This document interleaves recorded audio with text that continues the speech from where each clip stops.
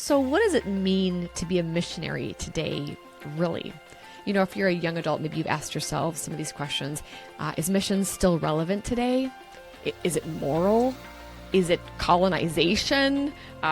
Where do I even fit in all of this? I feel this call to missions, but I don't know. Does the path of missions still make sense for me, or do I need to reimagine it entirely? And the truth is, missions has changed, and it's changed a lot. But I think Gen Z has changed even faster. So my guest today is Mark Matlock. He's the Executive Director of Urbana. He's an author. He works for Barna, and he's someone who's walked with young adults for decades. So if anybody can help us navigate the tensions and the opportunities of this moment, it's Mark. So today we take a look at it, the future of missions, the formation of Gen Z, and how generations can stop missing each other and start walking together. Hey, Mark, welcome to the Modern Day Missionaries podcast. We are so glad to have you. Hey, I am so glad to be here, Stephanie.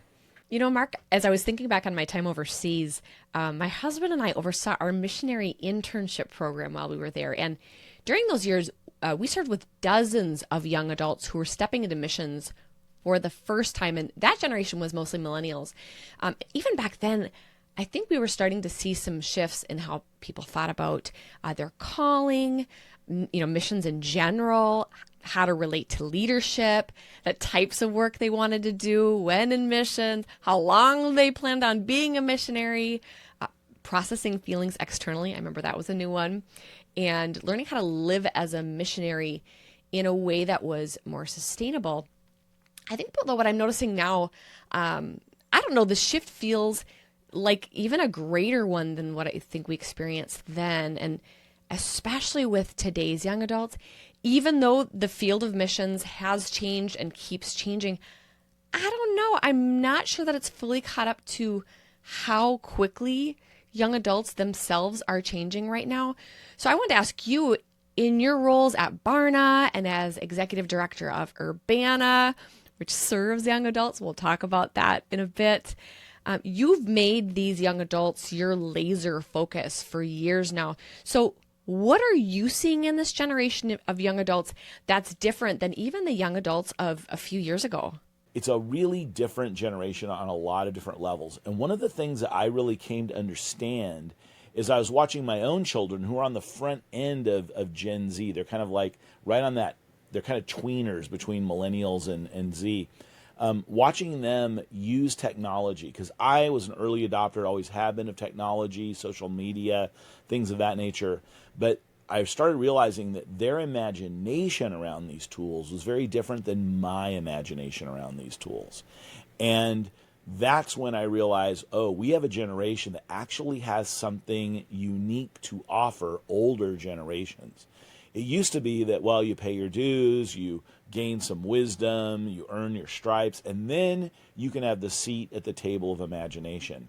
But the reality is this generation, we need their imagination sooner. We missed it with the millennials, and with the Generation Z, we need it even more so. The way they're thinking about the future, around what's going on in the world, it's just not anything that we are going to, as older generations, imagine or think of. One, because I don't think God's going to give it to us, because the runway ahead of us isn't the same, but they're more immersed in it, and so they imagine things different. Like when I first started using Facebook, and I let my daughter use Facebook long before it was actually probably legal for her to use it, but I realized I was writing to broadcast on Facebook. She was writing to pull people in.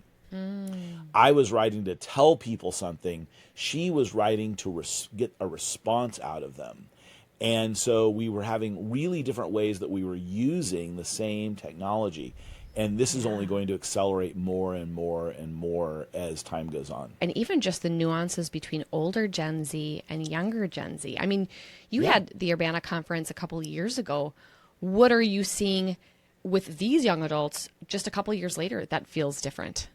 David Kinnaman, in our book, Faith for Exiles, we typed two words onto the page that kind of like have been the thing that a lot of people take away from this book, and it was just these two words: screens, disciple. And so a lot of us were thinking that we were still shaping a generation, not realizing that they were on a self-guided journey to shaping themselves by the questions they were asking into search engines and now Chat GPT, and then responding to those responses. And sometimes the interior life of a young person is so much more developed than we even know. So we sit there and go, oh, they're quiet, they're not thinking a lot very deeply about things, and they're actually doing a lot of deep research. They're actually exploring threads of interest in very deep ways. This happened with one of my nephews who, you know, we knew he was kind of into certain things, but all of a sudden he's like applied to be a research assistant in the Amazon during the summer. And we were like, where did this come from? Like, you know, but it was something that was building and that he was generating and developing deep inside himself. And he found this internship, figured out how he was going to get there, and activated on it with almost no help from the immediate, you know, kind of adult infrastructure around him. And that's kind of where this generation is. They have incredible agency. So it's hard to make assumptions about them. And as I'm planning Urbana, I'm going, which Gen Z is showing up, right? There's lots of different Gen Zs. And how do you program around that? How do you know how much of them know a lot about what's going on in missions and globally and geopolitics, and those that are like, I had no idea. So you have different expertises based on what they've been looking at and kind of the questions they've been asking into the world. Yeah. Well, I want to pull on a thread of interest there with you for a second. You mentioned the questions that these young adults are asking. What are some of the questions they're asking about missions? You also mentioned Gen Z's arriving everywhere. Yeah. So they're also arriving to the mission field. What are the questions they have about missions as they're arriving or considering going? Yeah, I mean, I think one of the first questions they're asking is, are missions even moral? There's a sense, especially coming out of maybe the last decade of conversations about, you know, globalization, the impact of colonization, the impact of the West, and how it's shown up in the world with the majority church now being in the global South rather than the West, right? This has become a lot of conversations, and we have a lot of content out there that nobody's had access to before on kind of post-colonial studies and the impact of post-colonial theology. This generation is not unaware of these things. It's not like you have to go to become a master's or PhD level student or even a bachelor student to be dealing with these things. They're aware of these things in high school and in middle school. So there is a question going on about that, and their friends are judging them as well in this way.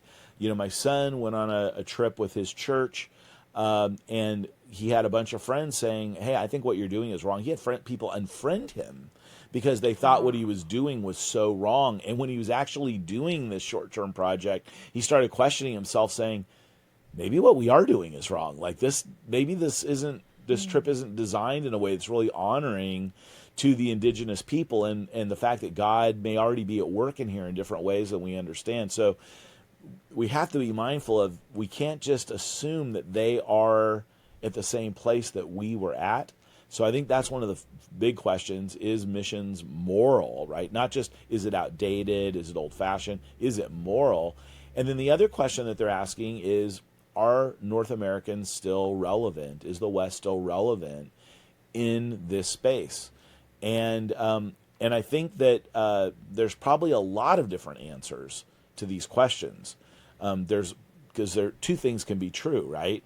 There can be some immoral things that were done in missions, and we lament those things, we grieve those things. But there's also the reality that we do have the Great Commission, and it existed before the West really kind of was really a thing. So, you know, going back to Jonah, right, and God calling Jonah to go deliver a message to outside of Israel, to call people to repentance. And so we realize that, you know, missions is the heart of God. Sometimes we as humans have maybe taken it and run with it in wrong ways. And one thing I will say about, you know, when I'm talking to younger people and they ask me this question, I say, you know, of all the career professions out there, vocations out there, I don't think I've seen any vocation that has been more deeply self-reflective than that in the missional community. It doesn't mean that we're always getting it right or that we're able to move fast enough, but we have a goal as missionaries, and that is we want to see people know Jesus and have a relationship with him and follow after him in their cultural context. And sometimes we get that wrong, and so we're always trying to learn from that so that we can do it better. And I think we've made a lot of progress. But it is important to acknowledge for this younger generation, we've made some mistakes too. And we can own up to that, and we can acknowledge that. Yeah, and for us to not be offended by their questions, like how dare you question, especially if you're a missionary, how dare you question these life choices I have made? And it can feel like, oh, I just need to fix them and give them the right answer. And they're really wanting to be listened to. They have good questions to ask. Their skepticism is fair, and there's a difference between skepticism and being cynical. And it's not always cynicism. Sometimes it might be, but some skepticism in saying, hey, I don't know how I feel about this. And can we let them wrestle with those questions instead of giving them quick fix answers? So that would be maybe a skepticism is something they're kind of bringing in, questions about the morality of missions.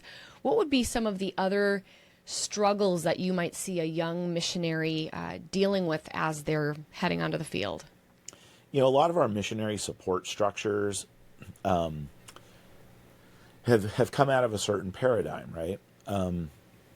You got to have a network of people around you to help fund you, and not everybody that's in our world today has that kind of network around them. And so I really watched this, as our church became much more socioeconomically diverse. When we would do certain activities, we were, just by the nature of the activity, excluding a lot of people from being able to participate. And I realized, wow, the kingdom is not playing itself out for everybody. And then I was surprised when my son and some of his friends wanted to participate in some cross-cultural experiences, how limiting that was to certain people based on the structural nature and design of what it was we were doing. And the interesting thing was that some of the people that couldn't participate by the given means were actually had some of those valuable contributions to the process because of where they were coming from. So there's some really interesting questions about that come up that I think are barriers with support raising. The other thing I think that's interesting is just the idea of what is my relationship to the indigenous church and churches that are already a part of culture. How do I properly posture myself in that context? Unfortunately, a lot of people's exposure in the United States to missions is purely in a short-term context, which probably echoes some of the worst practices of missions and reinforces and informs those. And so we have to do some, kind of unpacking of those things with them. And I think that's important. I'd say a third thing is the destigmatization of mental health issues. We have a generation that probably misdiagnoses themselves a lot because they have access to the internet and they're typing in their symptoms. And maybe, I spent a day hanging out with a psychiatrist, somebody from Gen Z, and a copy of the DSM. And it was funny how every page this young person kept saying, "Oh, that's me. That totally is me." And he was like, "Well, no." And it was kind of interesting to watch that conversation go. So there is a lot of, misdiagnosis, I think, by a younger generation. But I also think that there's a destigmatization that's really healthy. Mm-hmm. And I actually had a mission leader say, we're rejecting most of these young people because many of them are mentally unstable. And I'm like, you know what? You sent out a lot of mentally unstable people. It's just that they're putting it on their application. Other generations would never bothered to find out if they had a problem or a condition. Right. I go, so we have to lean into, I think, the reality of what that is and realize that this is actually allowing us to have emotionally healthy missionaries out there on the field doing this work. Because of this vulnerability, this transparency. I think that's a huge opportunity. And I think this generation is going to help us, live into that. Oh, it is. I mean, I remember even when the interns were down with us, and this was kind of the tail end of millennials. And I had hinted at it earlier, they wanted to talk about their feelings a lot. And there was a lot of tears and just different types of conversations than I think I'd ever seen in the mission space. And in the beginning, it was like, oh, we didn't quite know what to do with it. And then yet as we leaned into it, we realized, okay, they're saying this stuff that everybody's been feeling and thinking, but I think older generations, a lot of times we, stuffed that or pushed forward, or we didn't acknowledge that. And there is a health to being able to talk about those things. So, as we kind of talk to leaders, what are some ways they can not be frustrated with Gen Z's desire to talk about what's going on in their mind and their heart and their emotions? How can we create safe spaces for that and encourage resilience? Coach Ben here. Are you a missionary? Are you trying to find next steps to becoming one? Well, Modern Day Missions, we're a payment processor for missionaries just like you. You may be thinking, like, payment processor, what is this guy even talking about? So let me break it down. We make it simple for you to receive donations and for your donors to give. It's as easy as that. As the largest independent missions organization in the U.S., we currently serve more than 1,100 missionaries across the globe, helping missionaries get on the field and freeing them up to do what matters the most, what God's called them to do. Now you may be thinking, this guy isn't so crazy after all. It kind of sounds like he's talking about me. Well, I want you to know we're always thinking about you and how we can best serve you. So we want to connect you to resources designed to help you flourish, like this podcast you're listening to right now, and a full-time staff that's dedicated to helping you with your admin, and free access to me, a fundraising coach, among many, many other things. So don't take my word for it. Check out everything at modernday.org. It's right here. It's pinned to the corner. Just click that link. And like I said, it's free, and we'd love to serve you. Now, I know you're here to listen to Stephanie talk, not me, so let's get back to the episode. So, it's interesting. I think a lot of us are really quick to forget what life is like in our 20s, especially those of us that are a little older, right? And I remember, as I've got two 20-something children that are starting their careers. They kind of, were kind of launched into adulthood during the COVID era, which I think is a really important thing to realize right now for older leaders. The pandemic really put a mark on some of these 20-somethings, especially the older 20-somethings. There's a lot of grief, a lot of loss, a lot of things foundationally that didn't get established in them that is going to take them some time to develop.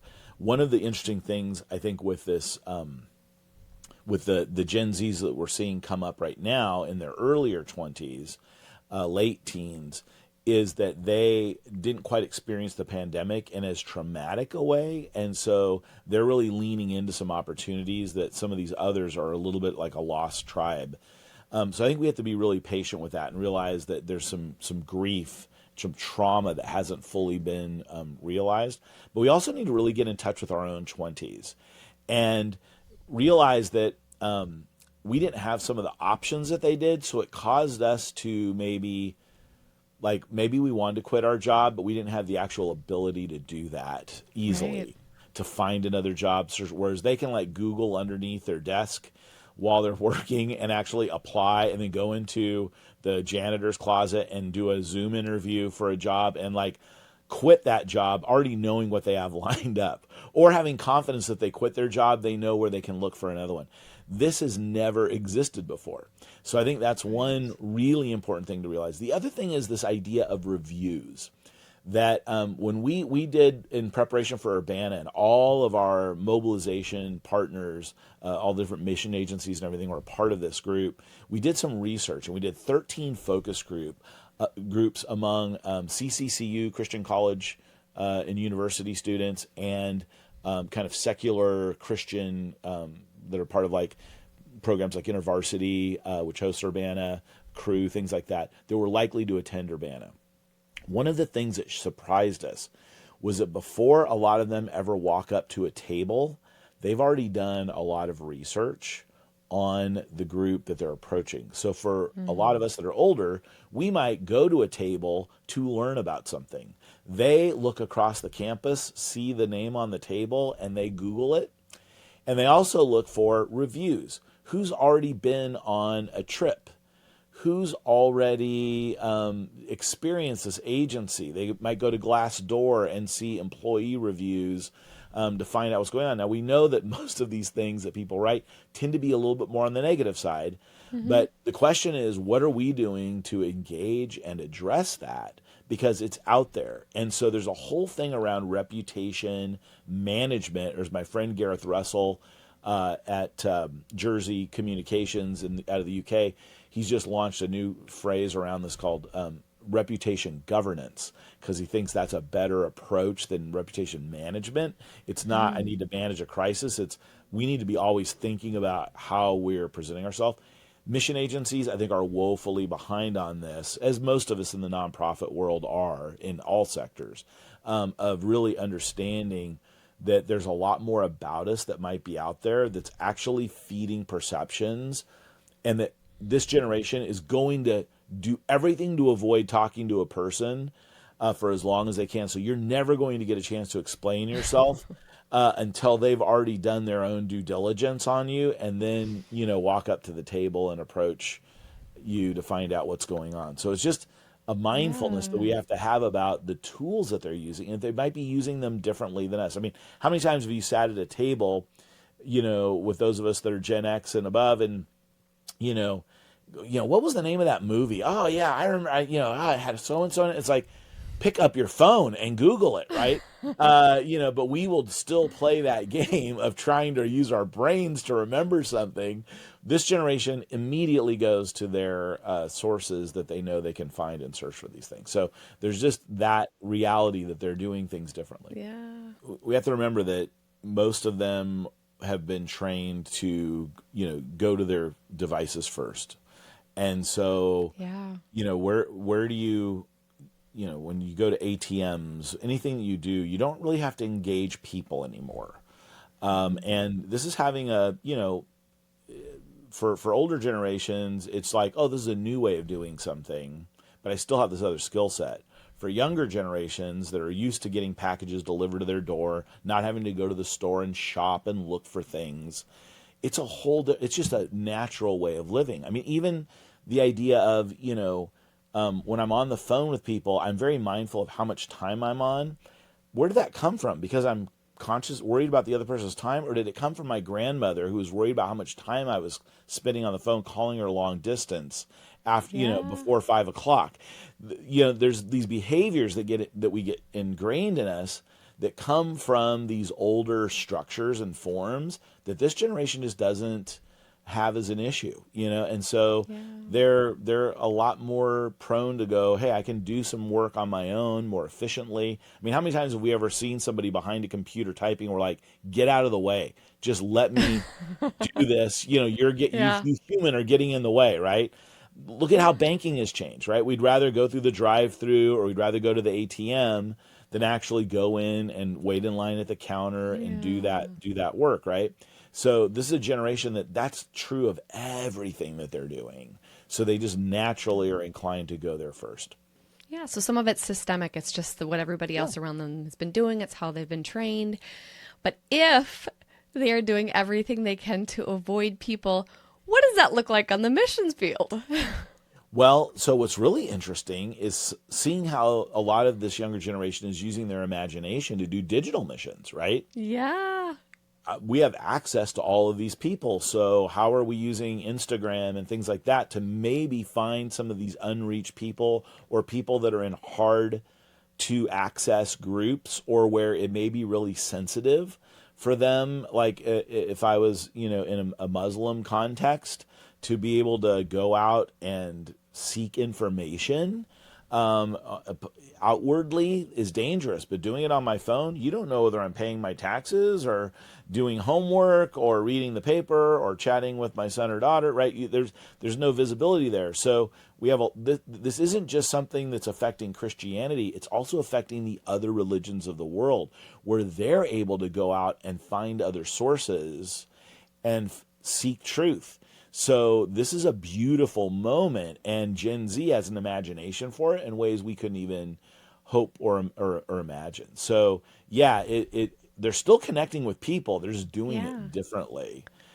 So this younger generation, just their imagination, I can't even begin to understand what their capacity is.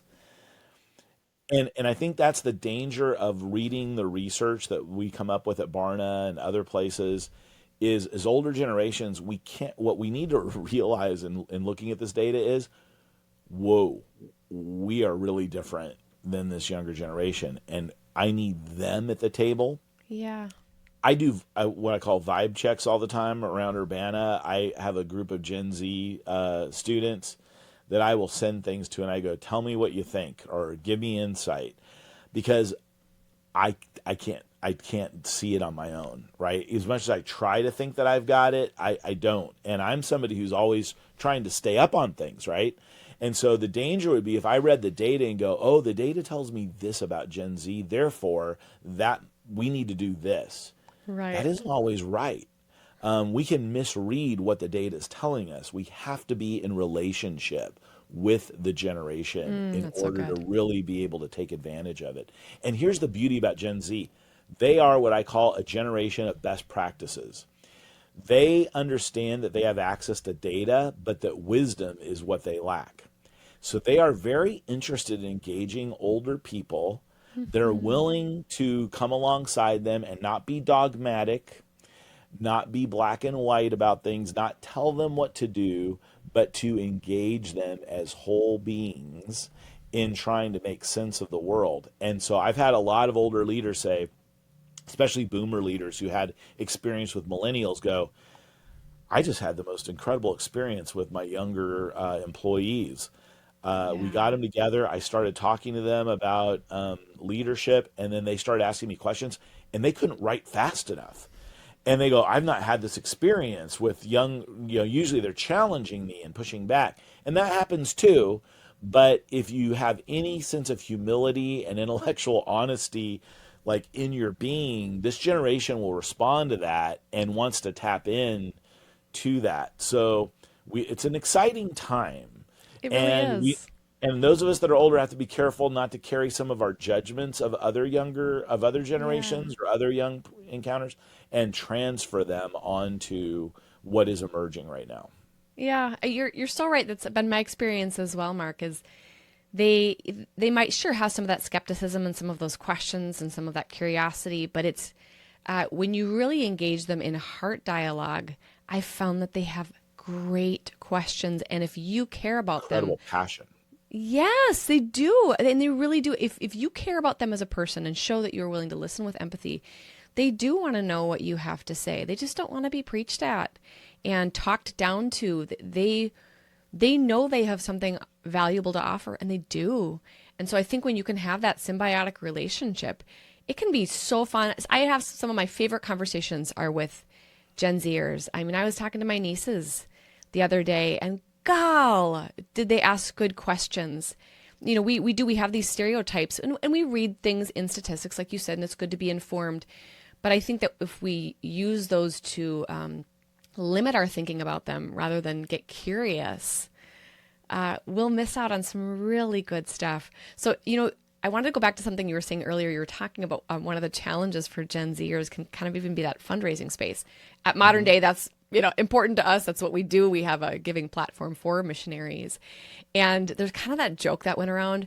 There's a bunch of reels on it for a while too, and TikToks about how Gen Zs don't like making phone calls to schedule doctor appointments because they've learned to communicate in such a different way. What would you say are some of the ways My that you doctor, see by the way, I schedule my appointments with my doctor on Instagram, which is crazy, on right? Like Instagram? there's I didn't somebody even know who's you could do totally that. figured it out. Yeah, yeah. Getting him on the phone is almost impossible. But if I go to Instagram, oh, easy peasy. So yeah, kind of thing. Yeah, it's a real thing, and it's pretty funny, and it is like you were saying earlier when they've been trained to communicate in one way, it can be hard to jump into something new. So in that fundraising space, as they're going on the mission field, or maybe they're already there and they're connecting with supporters, what are some of the ways that you see them being able to connect with supporters in a unique way that's working well? I mean, I remember my daughter. She would go out and she'd say, "Hey, I'll make a drawing of you if you'll support me. I'm trying to buy a guitar," and people were just giving her money online, and crowd supporting. And so we got to look for those innovators that are kind of like, figuring things out and then telling their stories so that they can inspire one another. One out of every four, Gen Zers wants to be an influencer, which means they're thinking about how they leverage platform and presence. And so I haven't seen a lot of like things personally to like build off of yet, but I think they're out there, and we're only going to see that multiply and increase as time goes on. Yeah, and they can do a lot of the traditional things like we were talking about, like learning how to make a phone call and having those face-to-face meetings. But there are unique things that they can do. Like you said, this that creative way of thinking. I'm the drawing. That's hysterical. I'll do a drawing of you if you support me. I love that. Like, I mean, I'm thinking of my generation. I would have never thought of something like that.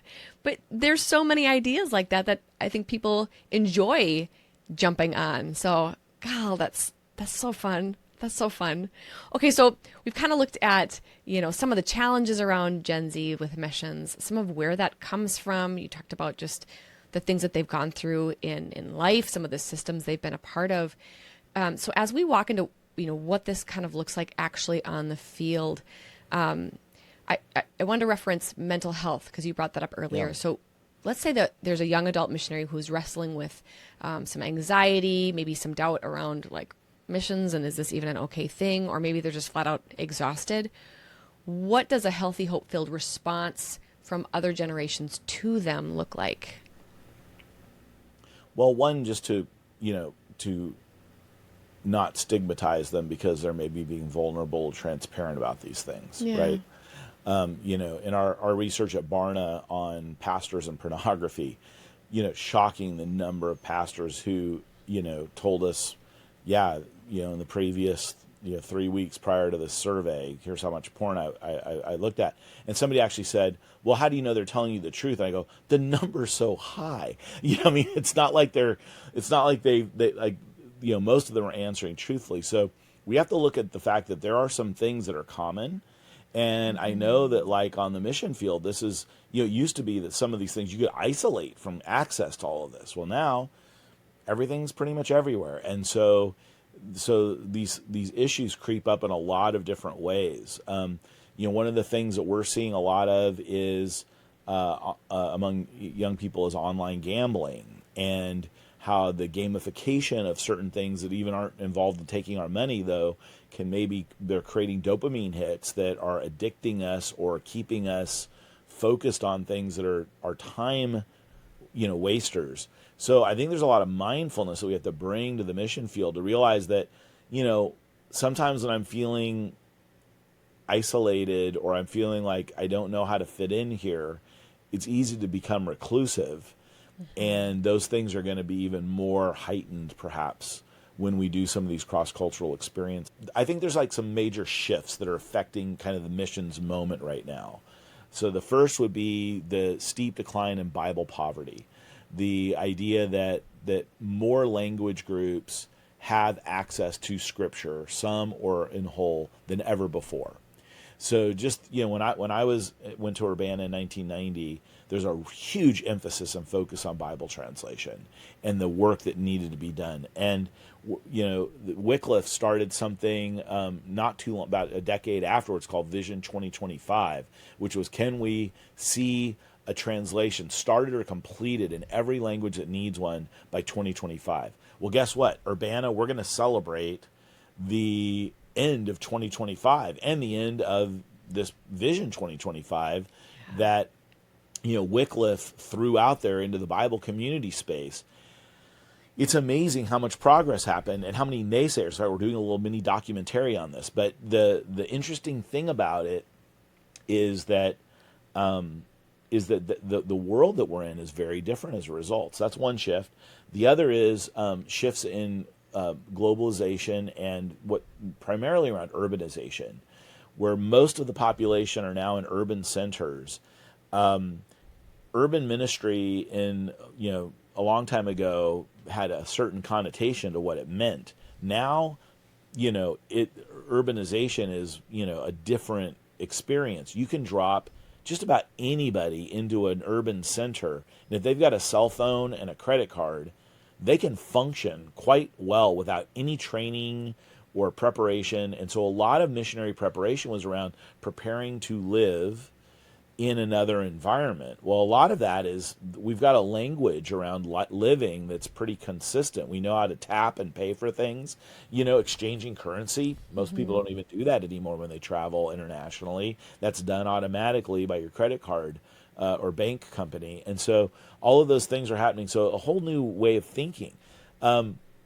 So that's the other. The other will be changes in education. What we're preparing people to do and for is different, and the time frame needed, because when somebody goes and is deployed on the mission field, it's not like they're isolated now for a long period of time. There's the ability to actually learn as you're going. So asynchronous learning and learning on the job, much more effective. So the ramping up to some of the things is very different. And then the fact that the global church is really shifted to the global south, that the majority of churches in the global south, that's a major shift. So these things are really contributing, I believe, to the thing. The other thing is just people are moving. And Yeah. so the diaspora and what you have happening is, we're no longer talking about crossing cultures as much as we're talking about, we're not even talking about multiculturalism, we're talking about interculturalism.